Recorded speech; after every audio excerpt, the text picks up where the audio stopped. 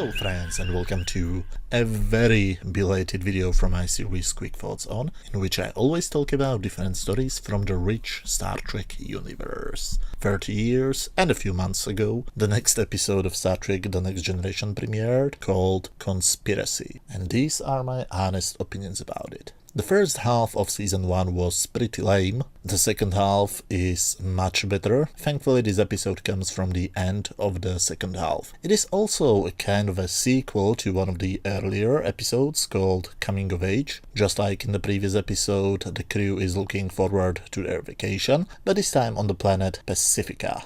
The bridge crew jokes around, Data shows his creepy laughter, when suddenly they receive a Code 47 message. They wake up Picard, because Code 47 means for the captain's eyes only. But why is Picard in bed? I mean, the rest of the people on the bridge are usually working with Picard. It's not like this is the night shift or something like that.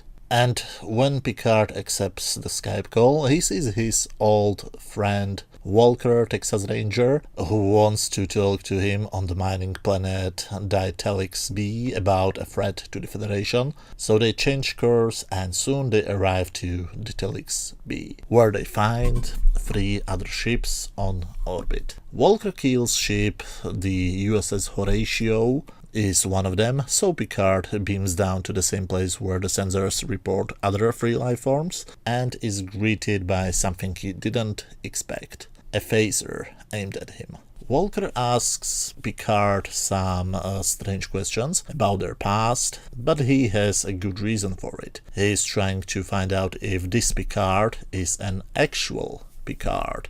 The problem is that many high-ranking Starfleet officers started to act weirdly. They give strange orders, act completely illogically. They have also evacuated a station for 2 days without any good reason. Picard is shocked by the vagueness of the accusations and leaves. And for whatever reason, he immediately tells everything to Troy. Not to Data, not to Riker, but to Troy. I guess that she has to do at least something, right? But at least Picard asks Data to check through all Starfleet orders during the last 6 months and to find anything strange.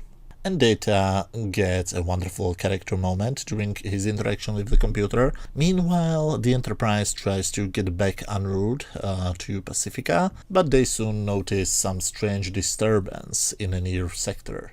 So of course, they change course again, and they soon find a field of debris. Worf very soon finds out that it's the remains of the USS Horatio, Walker's ship, and they are dead.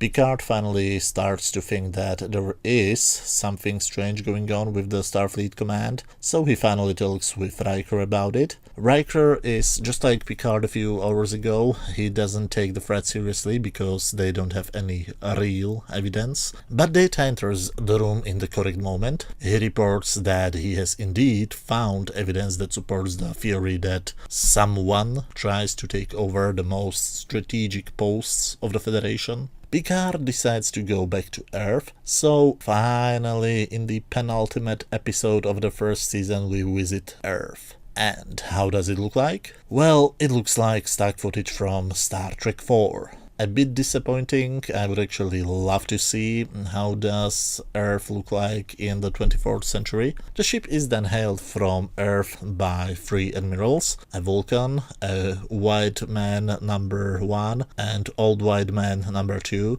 and the second old man is actually nobody else than Admiral Quinn himself, which means that everybody's favorite Commander Remick is near him, and he indeed jumps into frame, whispering something into the Vulcan's ear. Then they suddenly go offline, and when they return, their attitude suddenly changes. Before, they acted like the Enterprise has a huge problem by not going to Pacifica, but now, after Remick's visit, they're suddenly friendly and ask Picard and Riker to come down to dinner.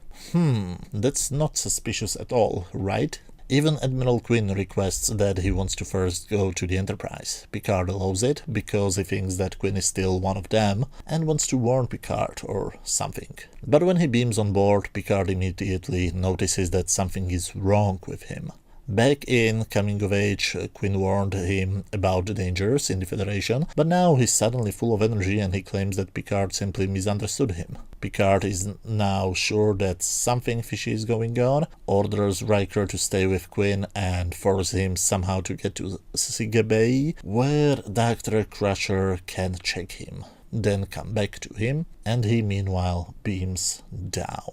When Riker gets to Quinn's quarters, he sees that Quinn is hiding something, and Quinn is open about it. He claims that he brought a life form for Dr. Crusher, and it's a higher life form. When Riker tries to be logical and call a scientific advisor, Quinn suddenly changes into a young thin man with a white wig, who beats the crap out of them. Okay, even though this scene is stupid, because the stuntman looks nothing like the actor, it is very enjoyable. It's so enjoyable that you stop to think about things like, wait, how did a scorpion-like creature get on board using the transporter? Shouldn't the transporter find the creature immediately? Shouldn't the transporter note that there is something inside of Quinn's body immediately? But whatever, let's enjoy this silly little scene. When Riker has a moment, he calls for security. So who comes as security? Worf and LaForge. So why exactly is the blind pilot suddenly a member of the security team?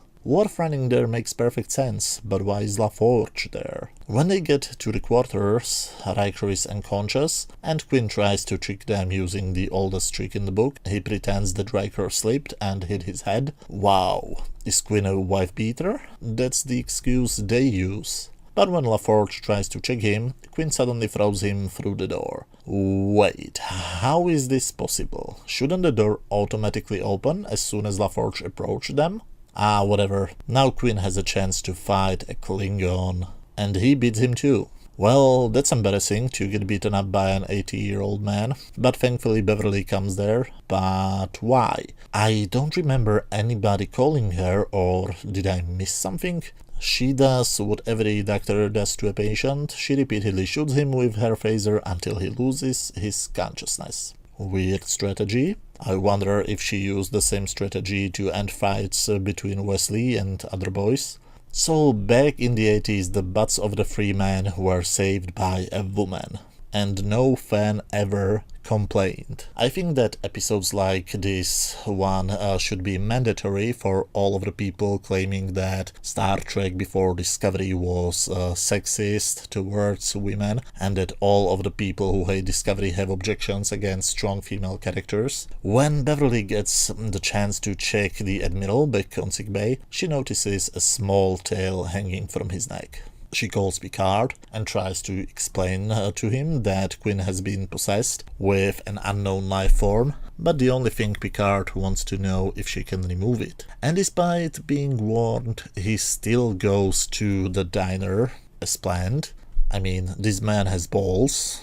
Or he's really dumb, one of the two things. So they start to eat, and what's the supper? A bowl of worms. To be perfectly honest, I never knew what I should be feeling in this scene. I thought it was funny, but was it supposed to be funny? Or should it be scary or something? I don't really know. But there are cultures both in Star Trek and even on real-life Earth where worms are considered to be normal human food. And didn't Star Trek teach us that we shouldn't judge other cultures just because they're different? But Picard looks disgusted, so I guess this isn't considered normal food, or is it? You know what would make this scene much better in my opinion? If they ate, for example, human heads or something like that. I mean, this scene should be horrifying, not slightly funny and slightly confusing. Picard tries to slowly walk away, and all of them want to let him go? Why exactly? What was their plan? Yes, I know he stopped by Riker, who just walked in, but they couldn't know it, so what was their plan? Riker pretends that he is possessed by the alien. He even has this tail thingy in his neck. So they all sit back down and start to chat and eat. This is indeed an invasion by a hostile alien race and needs to be stopped. Thankfully, Riker just pretended it. He suddenly grabs his phaser and starts to shoot people around him, and when they fall down, the scorpion creature runs out of their mouth. After a pretty stupid but pretty entertaining action scene, Picard and Riker follow one of the creatures to a room where Remick is sitting on a chair sending some message somewhere. The creature climbs up Remick's leg, gets into his mouth, and suddenly his neck starts to be weird. Well, this is very hard to describe for me, so I think that I will upload this clip separately. Check the link in the description or in the right top corner if I don't forget. Both Picard and Riker shoot him, and his head explodes, literally. Then his chest bursts out and a monster mother creature gets out. Picard and Riker shoot it, and because this episode operates by video game logic, if you kill the boss, all of the minions die too. After the death of the mother creature, everybody is suddenly normal, and data says that Remick's signal was a homing beacon. He sent the coordinates of Earth to somebody out there, and I am so looking forward to a sequel to this episode. Oh, wait. Do I have to really say that I love this episode? I love all of the small character moments in it. I love the direction, I love the creepy atmosphere, and I of course love the extremely gory ending.